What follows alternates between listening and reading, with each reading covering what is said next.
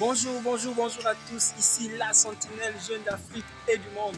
Un fils, un frère, un ami et surtout un époux en devenir. Alors aujourd'hui sur le sentier du jour, nous allons nous adresser à la jeunesse et nous allons nous adresser à la question de responsabilité auprès de la jeunesse.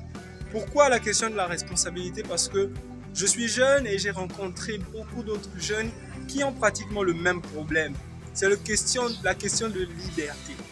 La question de liberté qui est liée à quoi? C'est que quand on a déjà atteint un certain âge, notamment 20 ans, 21 ans, on n'a plus l'envie d'être contrôlé, quoi.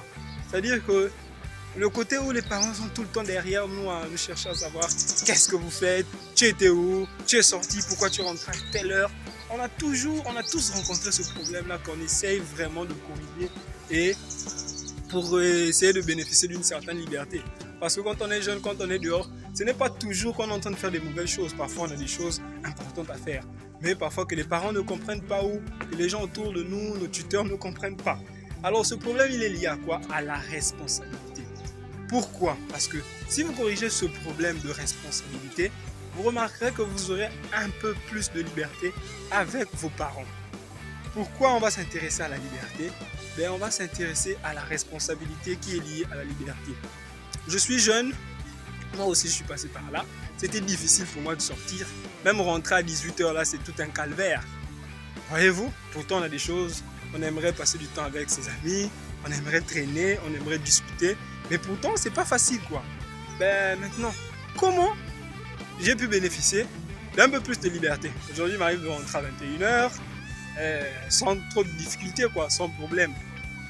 Alors, la question de la responsabilité, c'est une erreur que tous les jeunes font, surtout ceux qui vivent encore sous le toit parental. C'est que quand vous sortez et que vous rencontrez des imprévus, vous rencontrez des difficultés qui font que vous allez rentrer tard, même si c'est pour des raisons justifiées et que vous sortez, vous allez à une fête. La pire chose que vous faites, c'est que vous attendez que vos parents, les gens autour de vous s'inquiètent, vous appellent avant de les appeler. C'est là la question de responsabilité. Voilà pourquoi vos parents vous traiteront toujours comme un enfant. On vous traitera toujours comme un gamin. Parce que vous n'êtes pas responsable. Vous attendez d'être à 23h, 22h, 21h. Vous attendez de brûler l'heure à laquelle vous êtes censé rentrer chez vous pour informer vos parents ou vous attendez qu'eux, ils vous appellent pour vous dire tu es où? Et c'est en ce moment-là que vous allez lui dire ah non, en fait, je suis en retard. Non, les gars. Soyons un peu plus responsables. Quand je sors et que je sais que mon couvre-feu à la maison, c'est 20h et que je vois déjà qu'il est déjà 19h, que je suis très loin, que je ne pourrais pas revenir plus tôt chez moi à la maison, mais j'appelle mon père ou j'appelle ma mère pour lui prévenir. Ah maman, vraiment, tu m'excuses. J'ai pris un peu de retard, j'invente parfois même une histoire, le transport est devenu difficile et de là, le parent sait que j'ai conscience de l'heure à laquelle il faut rentrer à la maison et du coup, je l'en informe et je m'excuse avant. C'est vrai que ça n'empêche pas le fait que quand je vais rentrer, ils vont peut-être crier sur moi, mais au moins ils sont informés et ça développe chez eux le côté de responsabilité. Ils vont se dire, notre enfant devient de plus en plus responsable. Il va sortir et rentrer tôt parce qu'il va faire des choses saines. Je ne sais pas comment fonctionne le cerveau humain, mais c'est plutôt ce que les gens vont ressentir.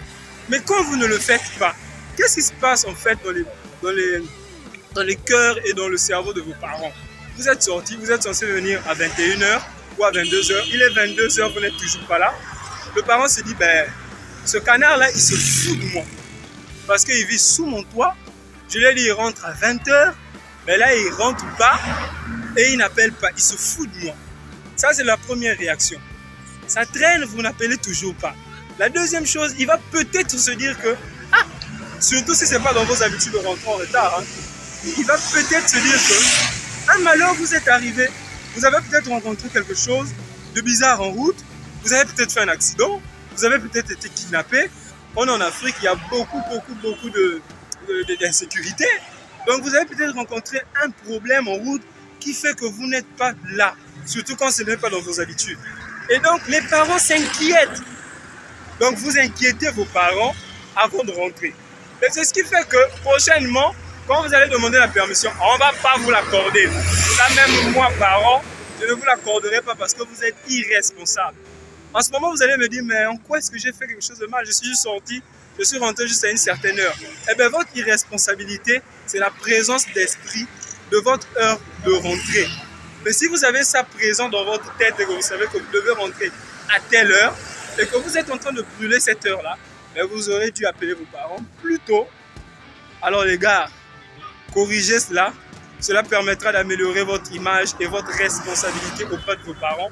Ils vous feront un peu plus confiance pour rentrer plus tard.